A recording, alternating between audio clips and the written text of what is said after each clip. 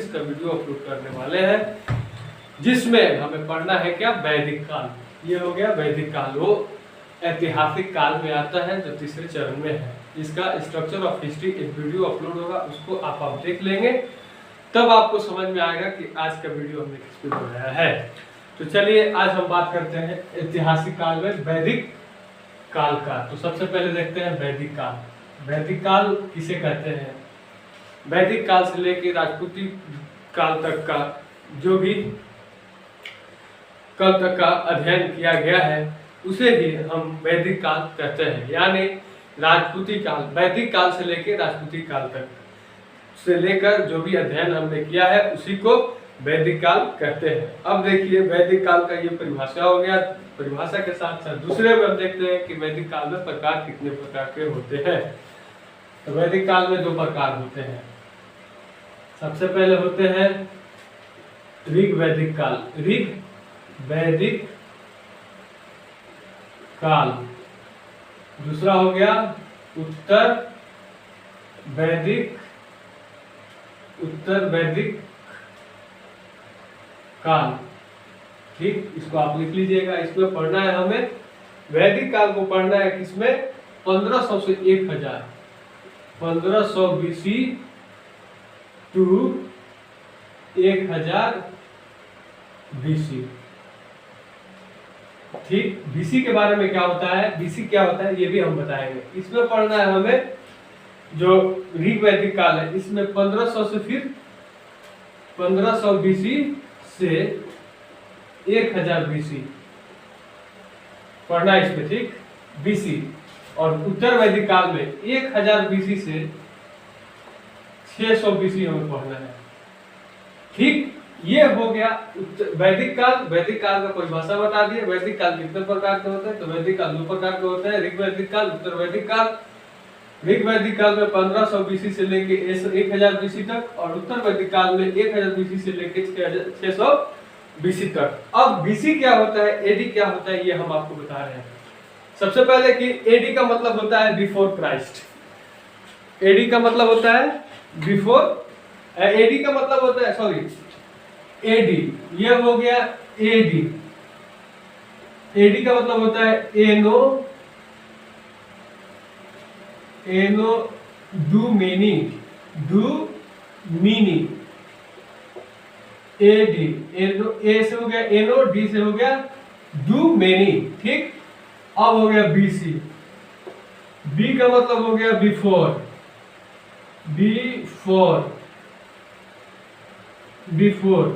ठीक। 80 से हो गया क्राइस्ट,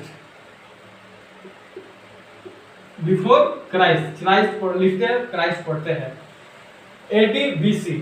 BC का मतलब हो गया बिफोर क्राइस्ट, AD का मतलब हो गया एनो डू मेनी। अब देखिए इसको समझने के लिए हम यहाँ पे शून्य ले देते हैं।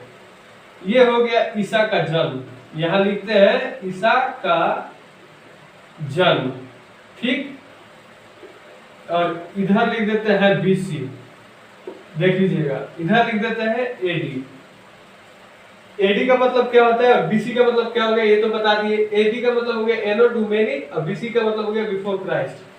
अब देखिए इसमें जो हो गया BC बिफोर क्राइस्ट, AD हो गया। अब देखिए यहाँ ईसा का जन्म शून्य हो गया, ये जन्म से पहले हो गया, जो बिफोर क्राइस्ट हो गया, ये कैलेंडर हो गया। ठीक, और इधर देखिए जो ईसा के जन्म से चल रहा है, ईसा के जन्म होने के बाद से चल रहा है, जो AD हो गया। ठीक, तो AD BC समझ में आ गया। अब देखिए ईसा के जन्म से 1500 से लेके 1000 BC, यानी 1000 बिफोर क्राइस्ट, इसी के बीच में वैदिक काल का क्या हुआ, स्थापना हुआ, निर्माण हुआ। कौन किया? तो आर्य किए थे। किसका? वैदिक काल का। BC में पढ़ना है फिर 1000 से 600 BC, 1000 से फिर 600 BC यानी बिफोर क्राइस्ट। अब देखिए ये तो समझ में आ गया। अब देखिए सन समझ में आ गया, और वैदिक काल का प्रकार AD BC समझा दिए, सन वाइज समझा दिए। अब देखिए इसमें पढ़ना क्या है हमें। सबसे पहले वैदिक काल 2 प्रकार के होते हैं। ऋग वैदिक काल में 1500 बिफोर क्राइस्ट से लेकर 1000 बिफोर क्राइस्ट। उत्तर वैदिक काल, अब देखिए जन्म से चल रहे हैं, यहाँ से जन्म से मतलब AD, जन्म के पहले से यानी BC। वैदिक समाज जो था, वैदिक, इसका निर्माणकर्ता कौन थे? आर्य थे। वो कहाँ के रहने वाले थे? तो मध्य एशिया मैक्स मूलर के रहने वाले थे। वहां मैक्स मूलर से वो आए थे। कहाँ? तो अपने यहाँ भारत के सप्त सदैव प्रदेश में, जो कि 7 नदियों का प्रदेश कहा जाता है, जिसका नाम 7 नदियों का प्रदेश किसे कहा जाता है, ये आपको पता है? तो नहीं पता है तो ये मैं बता रहा हूं आपको। 7 नदियों का प्रदेश पंजाब तथा हरियाणा को कहते हैं। वो यही आए थे। आर्य ने वैदिक काल या वैदिक समाज का स्थापना की, या वैदिक सभ्यता भी बोल सकते हैं। इससे थोड़ा सा बच्चे कंफ्यूज हो जाते हैं, वैदिक समाज या वैदिक सभ्यता से कंफ्यूज हो जाते हैं, या वैदिक काल। अब देखिए, आर्यों का भाषा संस्कृत थी। वो आर्य जो आए थे उनका मुख्य भाषा जो थी, क्या थी? वो संस्कृत थी। जो देवी आए थे, जो आर्यों का भाषा संस्कृत था। जो देवताओं की भाषा थी, जो देवता की भाषा थी वो संस्कृत है। आज भी देखते हैं हमारे यहाँ पंडित जी जो ब्राह्मण जाति से आते हैं, वो पंडित या कथा कहानी पढ़ाते हैं, पुराण वेद वगैरह पढ़ाते हैं, तो संस्कृत भाषा में ही पढ़ाते हैं। जिसके कारण सर्वश्रेष्ठ, जिसके कारण आर्य सर्वश्रेष्ठ माने बहुत माने अच्छा उनको पद दिया जाता था, सर्वश्रेष्ठ का पद दिया जाता था। सर्वश्रेष्ठ कहते थे जिन्हें संस्कृत आती थी, अर्थात भारत के मूल निवासी का अनार्य निम्न कहा जाता था। मतलब जिनको आ गया वो आर्य हो गए, जिनको नहीं आया वो अनार्य हो गया। मतलब जाहिर समझ लेना, वही खूब शब्द समझ लिए तो आर्य थे। दक्षिण भारत में आर्यकरण अगस्त ऋषि ने किया। अगस्त ऋषि, जो अब हम जनवरी फरवरी मार्च अप्रैल महीना का नाम सुनते हैं, जनवरी फरवरी मार्च अप्रैल, उसी में एक अगस्त माह आता है। वो अगस्त ऋषि के ही नाम से उस माह का नाम रखा गया है। अब देखिए, अगस्त ऋषि ने किया। उत्तर भारत का विकरण राजा विद्रोह पुरोहित पंडित गौतम राहुगढ़ ने किया, किंतु गंगा नदी को पार करके पटना नहीं पहुंच पाए, जिस कारण से अथर्ववेद में पाटलिपुत्र को अछूतों का भूमि कही गई है। वेद, वेदांग, उपवेद, पुराण, ये सब हमने पढ़ाया है। स्ट्रक्चर ऑफ हिस्ट्री आप पूर्ण रूप से देखेंगे तब ये आपको समझ में आएगा। और उसके पहले जो यूट्यूब के थंबनेल पे हमने लिखा है, वही आपका जो होगा वो इतिहास का बनावट होगा। उसी में हमने पढ़ाया था अथर्ववेद में, जो हमारे बिहार का राजधानी पटना है, उसको अथर्ववेद में ही अछूतों का भूमि कहा गया है। मगर हम लोग ऐसा नहीं मानते। ठीक, जो पानी बहती है वो गंगा जो बह रही है वो मतलब साफ सुथराई है। ठीक, तो ये पंजाब से आए थे, पंजाब में ठहर गए, उसको पार करके यहाँ नहीं आए, इसलिए अछूतों का भूमि ये कह दिए। ठीक, तो उसे अछूतों का भूमि अथर्ववेद में कहा गया है। इसका गंगा जल भी शुद्ध नहीं माना जाता है। गंगा है मगर इसको शुद्ध नहीं माना जाता है। उसी समय भूमि कहीं अछूतों का भूमि, जिसे हम अछूतों का भूमि कहते हैं, वो जो है उसी समय अछूतों का भूमि कहा गया है। गंगा जल भी पवित्र नहीं माना जाता है। इस समय सबसे प्रिय पशु गाय थी।